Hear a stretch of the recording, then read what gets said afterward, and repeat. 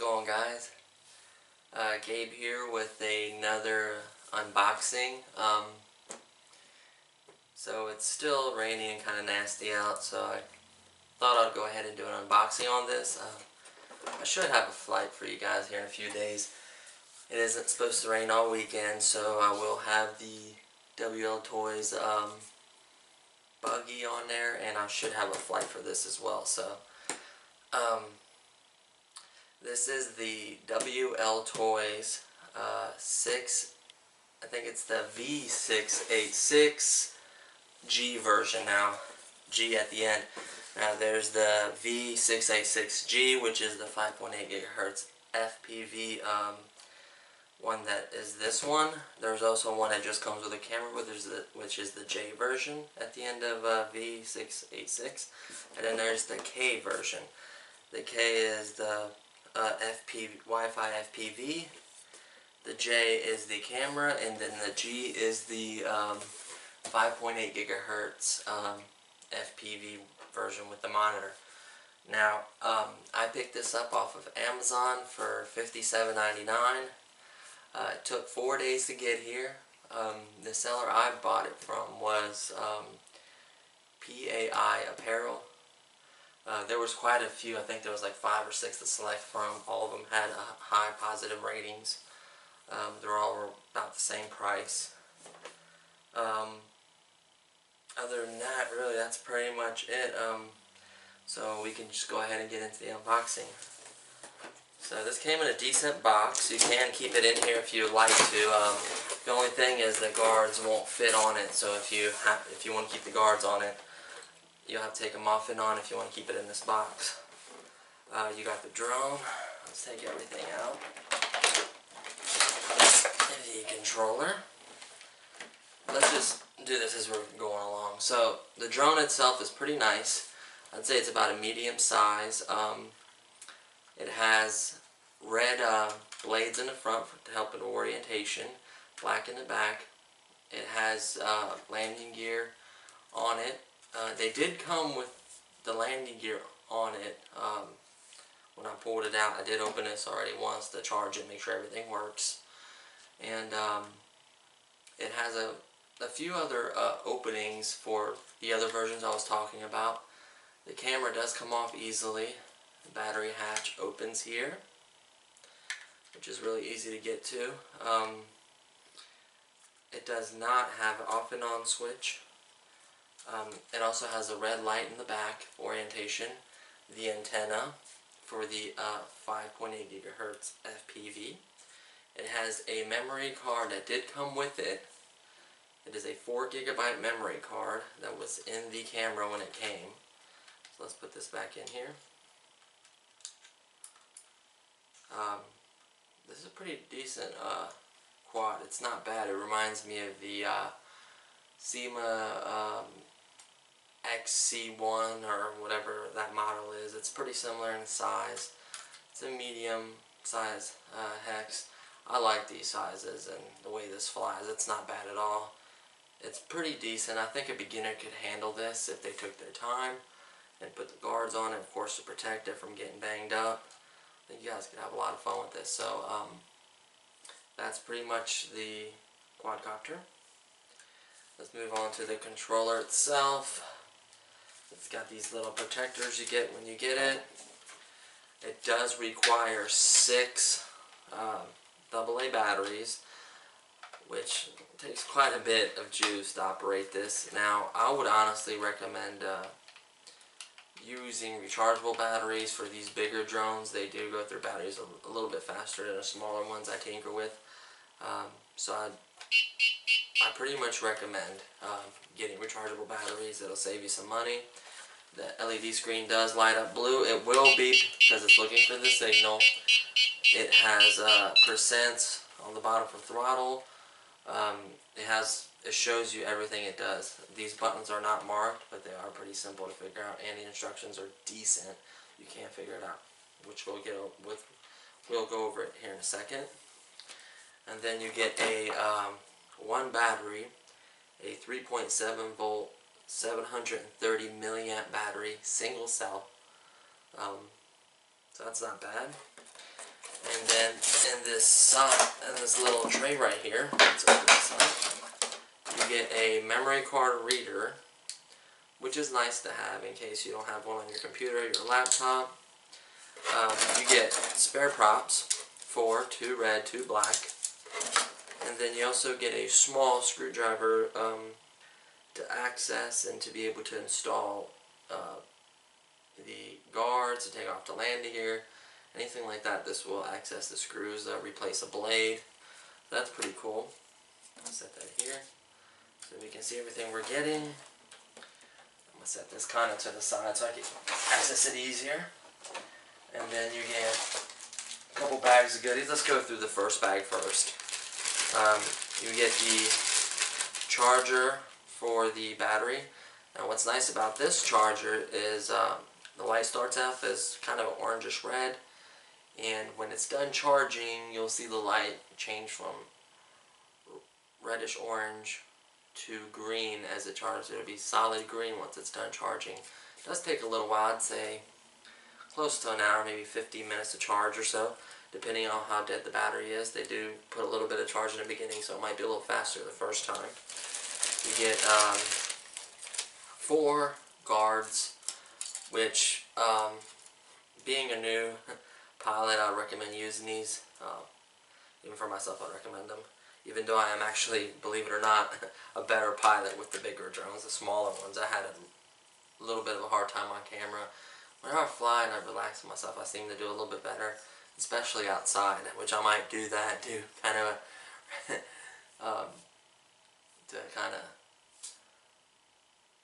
rectify myself, or whatever you call that whenever you so anyways, here's the piece that goes to the bottom of the controller, connects into it for your FPV. That's one of the brackets you need. Set this bag out of the way.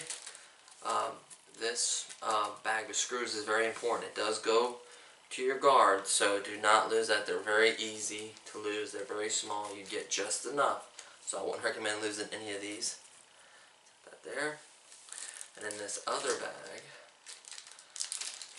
you get the antenna for the FPV monitor, which is actually a really nice antenna. It does bend to different angles. I recommend you using it at a 22-degree angle, which I'm not sure why. I guess it helps with signal or something. And then you get the actual charger, which is USB to this small prong, plugs right into the FPV monitor. It does charge itself, and then 2 small screws actually hold on the bracket to the FPV monitor to your controller. And then we got the actual monitor itself, which is actually pretty nice. It does come with these sunshades that kind of pop out and lift up this top one. The rest of them should kind of unfold, which is nice. I'm going to go ahead and screw the antenna on because I am going to demonstrate that it does work. I'll try to get a signal for you guys, which I'll show, the better quality obviously when I'm flying it. Your manual is changed. Let's just convert it to English. It's actually not completely terrible. It's legible. It does show your buttons, and actually they are correct. I didn't see any of them being wrong. Everything seemed to be okay. So I'll just go over them with you real quickly. Now there are multiple functions for some of these buttons, so it can get a little confusing. Just a quick oversight: your throttle's here. Obviously your pitch and roll. You have your record button right here. You have your flip. Your rates are kind of different on this one. You have, I do believe it goes upward, so it's 20, 40, 60. I think it's 20 or 40, 60, 80, 100%. And then this button right here turns off the lights off and on. And then the very bottom button, I think that's a picture, and if you hold these buttons in, I think, yep, return home. So that's pretty cool. By holding this button, you get return home. And headless mode, I think is where is headless mode? Okay, sorry. The bottom one is the picture, and if you hold this in, that's the headless mode. And then if you hold in the light, if you tap this, this turns your lights off and on. And if you hold it, it does return home. So just a quick oversight, a little bit closer so you can actually see it, make it easier for you guys. This is your record button, flip button, 40, 60, 80, 100% throttle. That is your lights, and then that is your picture. You hold that in. That becomes your return home. You hold this one in, is your headless mode. So that's pretty much it. It does have trim functions, which is nice. It does have this little, I'm not sure what this is for. That's kind of weird. I've never seen that before. And then when you turn it on, just to give you a quick picture up close what it looks like. Sorry for the beeping. Has your percent. Give it throttle, it shows the amount. It shows which way you trim everything. It's actually a pretty nice LCD screen. Pretty bright blue. And then the F.P.V monitor is actually kind of nice. Now what I noticed with this one is I charged it the first time when I got it, and then I kind of tinkered with it, make sure it worked, and I tried charging it again. And for some reason, this one doesn't do a full charge. Let me go ahead and turn it on. I don't have nails, sorry, not as long. It's 1 bar away from getting full. I've charged it twice and it did not go all the way to the full mark. That is one of my main gripes with this. It's 1 bar away from being full. It's staticky right now because obviously I don't have the quad on. So what I'm going to go ahead and do is I'm going to temporarily plug this up so I can show you a little bit of the picture quality. So what I like to do is slide this battery in first, unless you have a hard time plugging these in. Sometimes it can be a little bit harder to plug in. Make sure you plug it in all the way. Battery's in. Push everything in, close that, set it down just for a second. Turn on your controller, throttle up, down. Solid light, the controller is bound. Let's go ahead and flip on the monitor.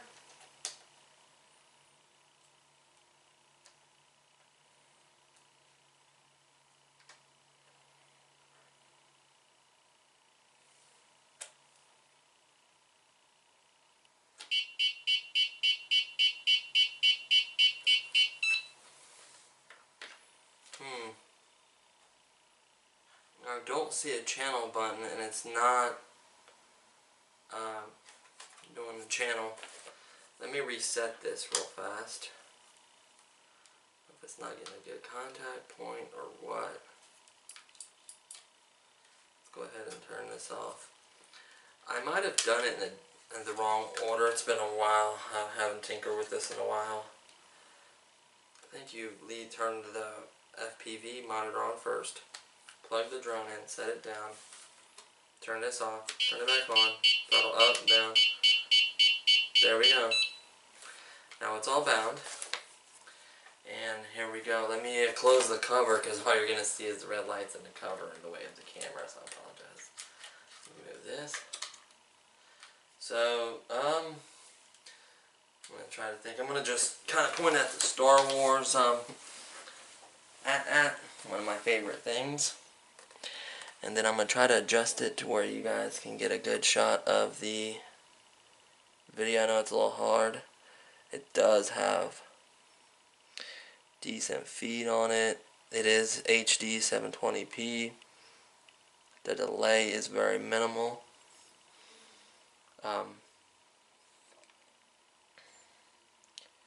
Quality's pretty good. It says HD on the screen. Now, when you do hit the record button, it does pop up on the screen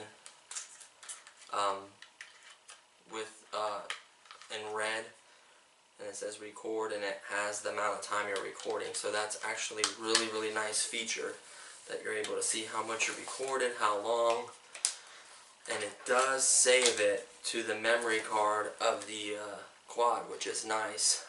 You don't have to keep the memory card in here. There actually is no spot for it.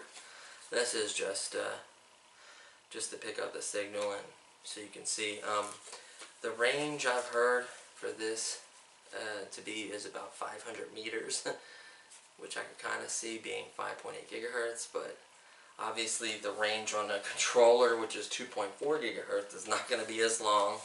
I'd say it's about 100 meters or so, maybe 150 tops for this. So one of the ways you can extend your range is with the Wi-Fi repeater. Would actually extend this. I know, to give a shout out, Quadcopter 101 did a video on a Wi-Fi repeater that would easily extend the range of your controller. So, I mean, there's other mods you can probably do to the quad as well, but those are fairly inexpensive. You just need a power source. There's a little bit of process to set it up, and you can see his video, and he'll show you how to do that. All in all, you know, for 57 bucks with shipping, no taxes on Amazon, obviously, I think it's a great deal for what you're getting. You know, the monitor, the controller, the quad, battery adapter, memory card, charger, you know, built-in battery for this, so it's actually really nice. Now, so far what I've noticed, quality-wise, or any kind of gripes or anything, is really just this not charging fully. Kind of bothered me. It did not charge all the way. And I'll try charging again, obviously, before I go out again. I'll try one more time, maybe try just charging it a little bit, and then try charging it again. You know, not all the way, obviously, but enough to see if I can get it to get a full charge on it. So, I think this is a good deal. For the most part, I think it's worth it. Flying is the main thing with me. If it's fun, if you enjoy it, if you can actually learn to become a better pilot, then it's even more valuable. So I know you guys, you know, not the brightest or the best pilot or know the most about this hobby, but I'll show you what you get when you pay for something. And I am a beginner, so you'll get a beginner's, you know, beginner's view of, you know, how I flew it, how easy it is to fly. I won't be flying with the guards when I do fly, because I've flown these a little bit. The bigger ones I do a lot better with them. This does take away your flight time a little bit. If you get even more braver, you can actually take off these landing gear, and it's much more agile. I've noticed with the SEMA I have, it world of difference. When you take everything off, it's zippy. It flies almost 6 to 8 minutes, depending how windy it is outside. So it does make a big difference, honestly. So everything you get here is pretty nice. Now, I'm sorry, I did not show you this. I just saw that instruction I left out. This shows you basically the setup for the 5.8 gigahertz FPV, even though the camera is all plugged up and ready to go. It just shows the camera, the antenna, the display, how it works, how you connect this to the controller, which actually I should show you real fast. All you simply do is take your controller, this bracket, there's 2 holes in the back of your controller. Slide in the bracket into the 2 holes. Then you grab the FPV monitor. You place it on top of it. There will be 2 holes where it screws in. You just simply grab the 2 nuts. This is really easy. Line it up, and then you just simply screw them in. Now you want to make sure this is flat. You don't want to cross thread them or anything. Start one side. You don't want to tighten one side all the way up until you get both sides started. You want to start both sides, and you want to kind of tighten them evenly as possible, you know, so you don't have one side jacked up or anything.